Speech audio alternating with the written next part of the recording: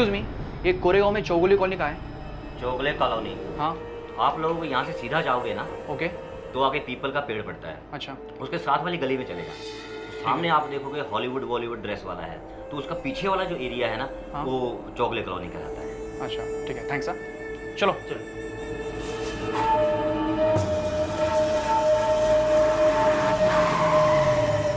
Sir Bhosle. हाँ।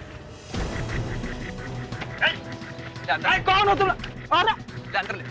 अरे चलो मुझे ले। चल चल चल निकाल।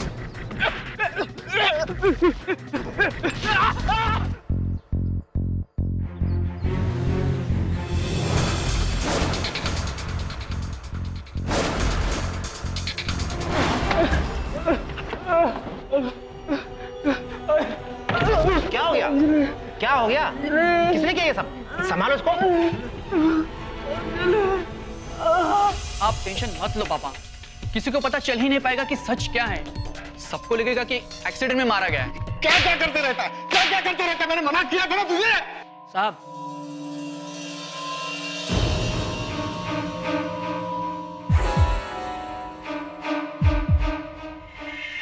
Chief investigation officer Shivram Shinde, आपके लड़के पर अटेम्प्ट टू मर्डर और किडनैपिंग का चार्ज लगा है। अब आप इसे अपना बैड लक समझिए और हमारा गुड लक। आपके लड़के ने जिसे अंजलि का कातिल समझा, वो सीमा भोसले का भाई है, जिसकी लाश हमें लिंब शहर के बस स्टैंड के शौचालय में मिली थी। ठीक उसी तरह जिस तरह आपकी लड़की की लाश हमें पटन शहर के बस स्टैंड के शौचालय में मिली थी। सीमा और अंजलि दोनों की मौत जहर खाने से हुई है। हर बार एक कत्ल, लेकिन एक अलग शहर में, और हर कत्ल के साथ मनोहर की हिम्मत बढ़ती गई।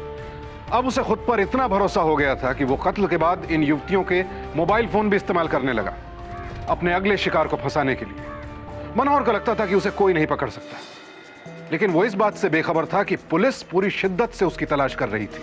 पुलिस कमिश्नर के ऑर्डर्स पर डीएसपी शिंदे इस मामले की तहकीकात कर रहे थे, जिसके तहत उन्हें लापता युवतियों की पूरी इंफॉर्मेशन और सतारा डिस्ट्रिक्ट के हर पुलिस स्टेशन से ऐसे केसेस से जुड़ी हुई जानकारी बराबर मिलती रहती थी। बल्कि मैं तो ये कहूंगा कि हमें एक दूसरे से मिलना चाहिए। बातचीत करने से ही तो बात बनती है। पराठा, मैं पराठा। मैं आपसे पहले भी कह चुकी हूँ, मुझे इन बातों में कोई इंटरेस्ट नहीं है, और मैंने आपसे ये भी कहा है कि मुझे दोबारा फोन मत कीजिएगा।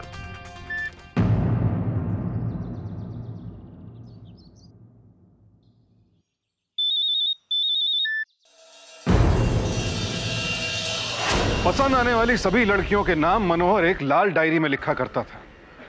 जो लड़की उसके झांसे में नहीं आती, उसका नाम वो काट देता, और जो बेचारी उसके प्यार के माया जाल में फंस जाती, वो जान से हाथ धो बैठती। लेकिन हर क्रिमिनल कोई ना कोई गलती जरूर करता है, जैसे कि मनोहर भी कर चुका था।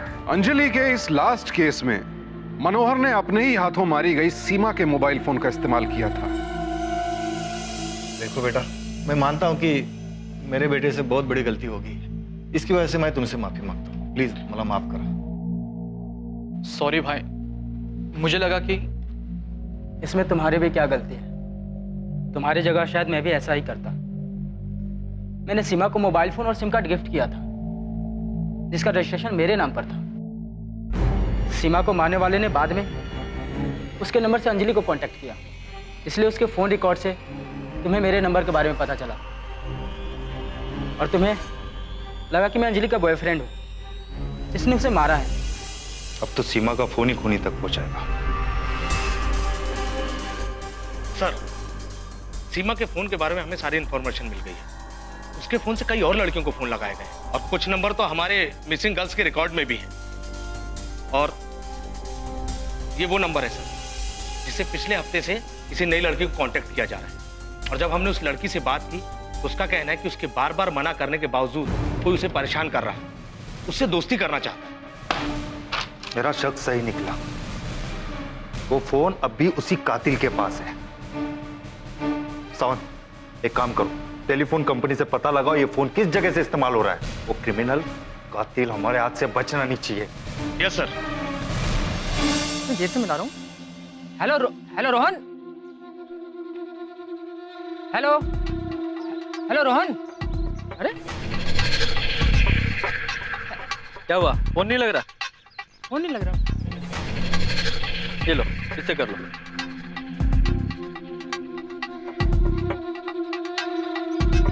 हेलो रोहन। हाँ, बहुत देर से फोन मिला रहा हूँ मैं तो। हाँ, मैं अभी चाय की दुकान पे हूँ, ये किसी और के फोन से कर रहा हूँ। हाँ, मैं शाम को 5 बजे तक पहुँचाऊँगा घर। चल ठीक, बाय। हो गई बात? Thank you very much. आपका फोन तो बहुत अच्छा है। तो फिर ले लो। नहीं, खरीद लो। क्या मजाक कर रहे हैं? बहुत महंगा फोन होगा आपका। अरे भाई, मजाक नहीं कर रहा। हाँ, महंगा तो है। इसकी सेकंड हैंड की कीमत 2500 रुपये होगी। नहीं, मुझे सिर्फ 1500 रुपये की इमरजेंसी है, लेकिन 1500 से एक पैसा कम नहीं करूंगा। 1500 तो मैं आपको दे सकता हूँ। ठीक है।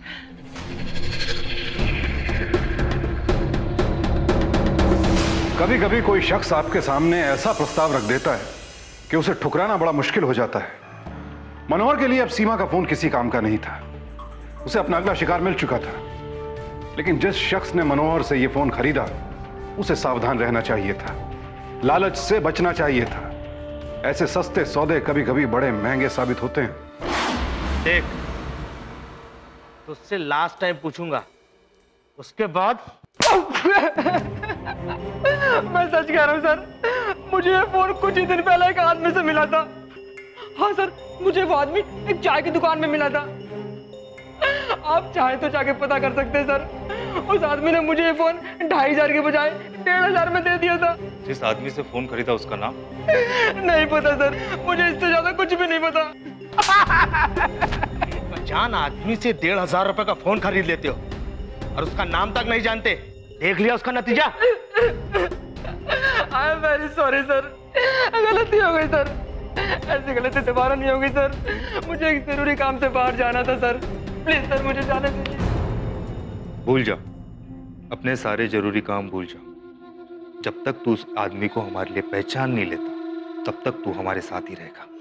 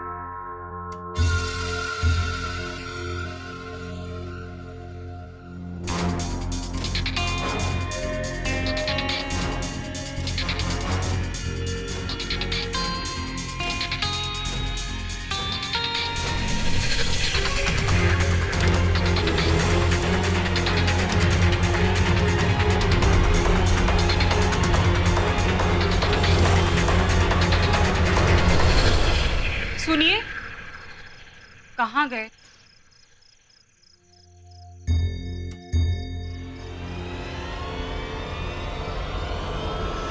ये क्या कर रही है? दवाई तो है, कोई जहर थोड़ी है। आप भी ना मास्टर जी। दवाई तो है, पर ये दवाई ना खराब हो चुकी है। खराब हो गई तो आपको इसे फेंक देना चाहिए। लेकिन आप ये दवाई के साथ क्या कर रहे हो? कोई नया बिजनेस शुरू कर दिया क्या? हाँ, बिजनेस शुरू किया है नया। वो मेडिकल में अच्छी कमाई होती है ना, थोड़ा एक्स्ट्रा इनकम हो जाएगी। आखिर बच्चों को और तुम्हें खुश रखना है ना। अच्छा, तो आप हमें इतना प्यार करते हैं। वैसे बताइए क्यों? क्योंकि तुम भी मुझसे उतना ही प्यार करती हो। कितना? इतना कि अगर मैं 100 खून भी कर दूं तो तुम मुझे माफ कर दो। खून? और आप जाने दीजिए, पिछले साल मेरी ये उंगली कट गई थी तो खून देख के कैसे बेहोश हो गए थे आप। तो ऐसी थी मनोहर खोटे नाम के इस चालाक और खतरनाक सीरियल किलर की दोहरी जिंदगी, जहां एक तरफ उसके पास पत्नी और बच्चों का प्यार और विश्वास था, वहीं दूसरी तरफ 22 मासूम जवान लड़कियों की हत्या का एक भयावह सुकून। और उसे अपनी दोनों जिंदगियों से कोई शिकायत नहीं थी, बल्कि बेहद लगाव था। और अब तो इस तरह मासूम लड़कियों को अपने जाल में फंसाकर उनकी हत्या करने और उन्हें लूटने का एक नशा सा सवार हो गया था उस पर। लिंब, कराड़, खेड़, शाहूपुरी, परल्ली, पाल्टन, पाटन। सावन, इस सीरियल किलर ने सीमा का फोन 13 तारीख को बेचा, लेकिन फोन बेचने से पहले इस नंबर पर वो लगातार बात कर रहा था। शायद ये नई लड़की का हो और वो इसके साथ शहर से बाहर जाने वाला हो, इसीलिए उसने सीमा का फोन भेज दिया।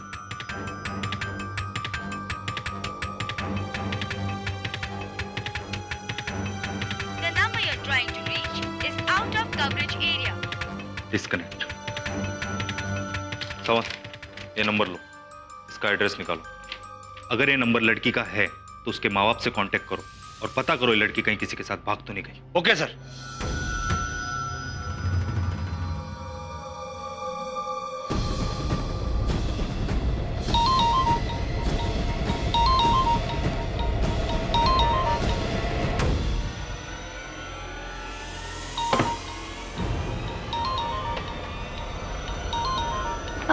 नहीं, फोन ऑन मत करो।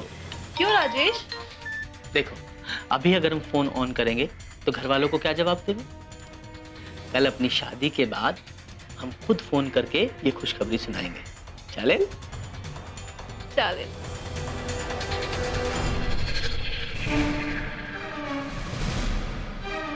सर, आपका शक सही निकला।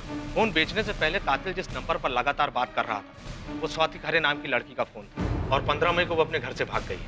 वो ना हो स्वाति कातिल का अगला शिकार है। आगे सर, स्वाति और उस कातिल का फोटो जिसे हमने फोन खरीदने वाले के हिसाब से बनवाया था, उसे लेकर बस अड्डे पर हमने बहुत सारे लोगों से पूछताछ की, जिसमें एक आदमी ने उन्हें कराड़ की बस में बैठते हुए देखा था। जब हमने कंडक्टर से पूछा तो उसने भी इस बात की पुष्टि की। इसका मतलब हमारे पास ज्यादा समय नहीं है। वो खूनी आज ही उस लड़की को कराड़ बस स्टैंड पर मार देगा। सातारा से कराड़ 1-1.5 घंटे का रास्ता, उससे पहले हमें कराड़ बस स्टैंड पहुंचना है। चला लवकर।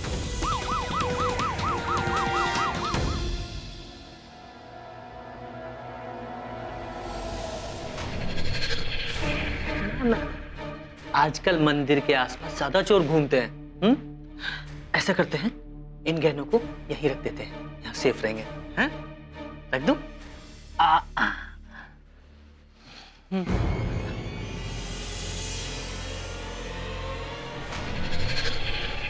चलो, देर हो रही है।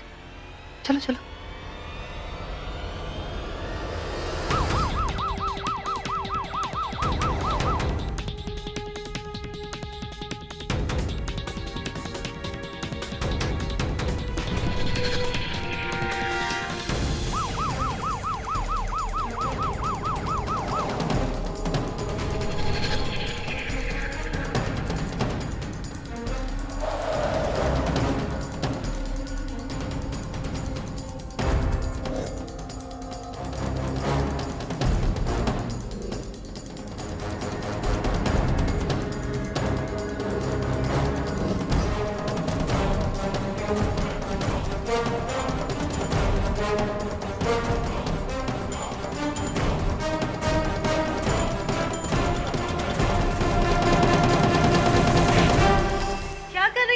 चलिए। छोड़िए मुझे, कहाँ ले जा रही है?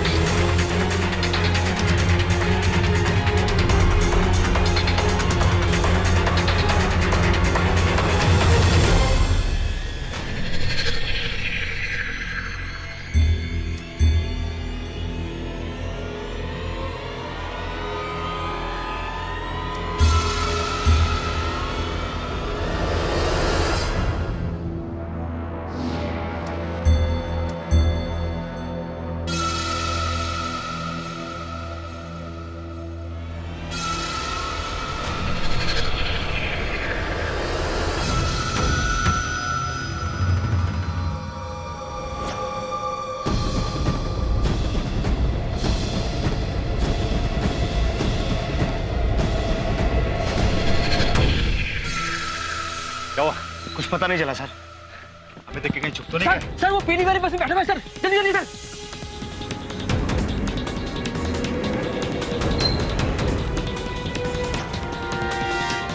ये बस कराड़ से सतारा जा रही है, लगता है अपने घर जा रहा है। उसको वहीं पकड़ेंगे। लड़की को अपने साथ रखो, चल नौकर साहब।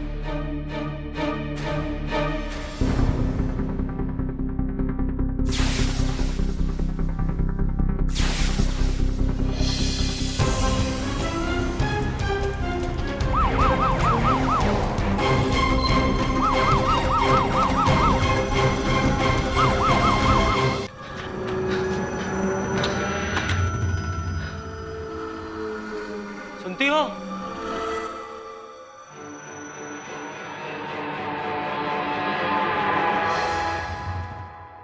हाँ जी। एक कप चाय पिलाओगे? आज काम के सिलसिले में कुछ ज्यादा ही भाग दौड़ हो गई है।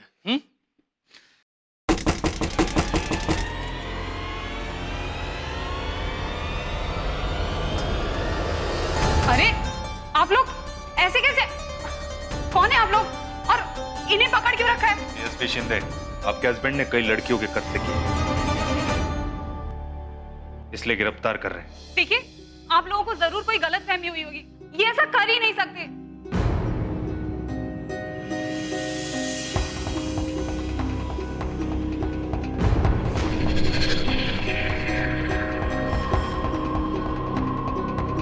आज मनोहर जेल की सलाखों के पीछे है।